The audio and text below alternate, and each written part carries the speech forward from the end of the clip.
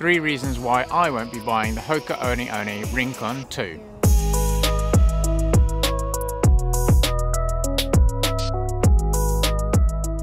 So Hoka One One are releasing the second version of the Rincon shoe, the Rincon 2.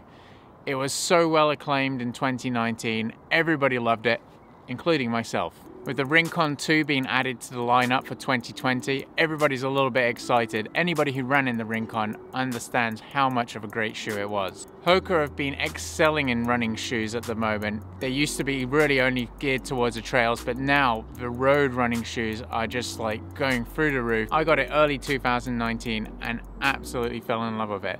The plush cushioning at the bottom, the lightweight feel, the responsiveness and the energy return that it gave to you, and also this lightweight upper. It basically felt like I was ready to run a PB on every run I went on. Anybody who ran in this shoe for the first version, this one here that I'm holding, they will know it wasn't without its problems though.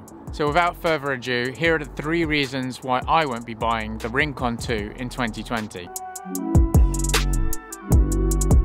So a good way of explaining it is there's one big thing that kind of draws down to 3 separate different little things. Why I won't be buying the Rincon 2 is this thing here. Now it was so good in the first shoe, so why would I be not buying the shoe for the second version if basically this is going to be exactly the same as this shoe here.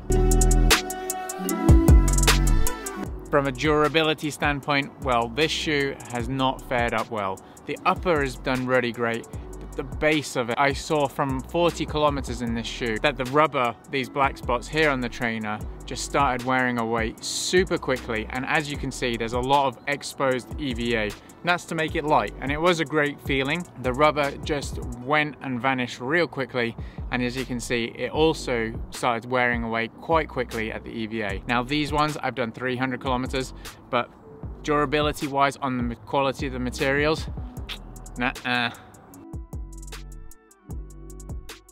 Midsole flattening out, that was a big one for me. The reason why I won't be getting this shoe for the Rincon 2 in 2020, the main reason is because of this midsole was so great, so cushy, but it flattens out so quick, too quick. I got an ant on me. After running about 200 to 300 kilometers in this shoe, the midsole just lost that responsiveness. It went flat and it was just like running in any old rubbish trainer. Now, the first 200-300 kilometers were so heavenly, but all those kilometers after that, oh boy, they weren't as fun. The real disappointment comes in the Rincon 2.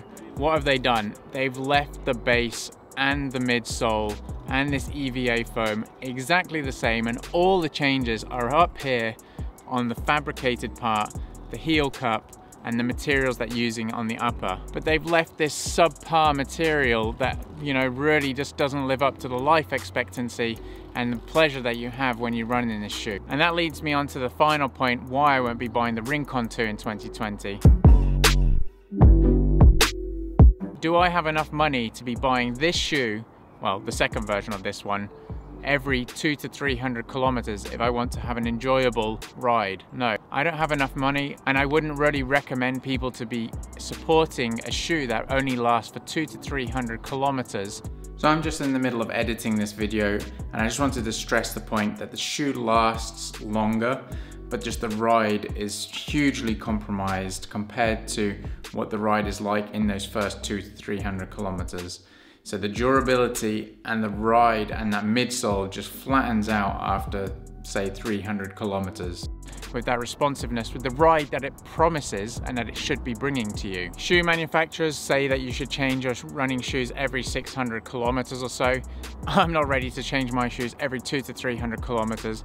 I think that's a bit of a poor effort by Hoka One One, and they should really focus on this thing and providing a shoe that will last for the consumer. I'm a big Hoka fan. I've got the Cliftons, the Tracers, the Rincons, the Speedgoats, the Mafates, the Torrents. I've even got the hat. But this shoe, come on Hoka, the Rincon 2, I'm not going to be investing my money into it. And not only on a financial point are we talking, but environmentally, to be creating more waste on products that we, you know, could maybe just make it last a little bit longer. I'd be more than happy to pay 10 euros more if you were to make this better quality and maybe even like a couple of grams heavier than having a shoe that's not only gonna last for a little bit. So anybody watching this video, have you ran in the Rincons? Will you be buying the Rincon 2s? Leave a comment down below on your thoughts on the subject. I think it's a big shame that the second iteration of these shoes inherits the same bad problems. I think that's a poor decision making, so I won't be investing in them. Oh, I've got to go and find them now. Thanks for watching, drop a comment, hit the like button, and we'll see you in the next video.